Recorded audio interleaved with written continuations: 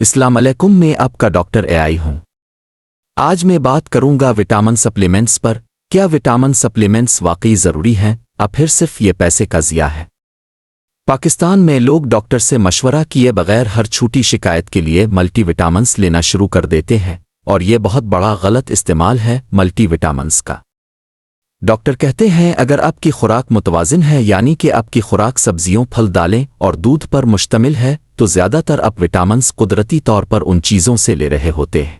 لیکن صرف اس صورت میں ملٹی وٹامنس لینا مفید ہے جب آپ اپنے خون کا ٹیسٹ کروائیں، اور اگر وہ کسی ملٹی وٹامنس کی کمی کو ثابت کرتا ہے، جیسے کہ وٹامن ڈی، آئرن، B12 کی کمی، تو اس صورت میں ملٹی وٹامنس سپلیمنٹس لینا فائدہ مند ہو سکتا ہے۔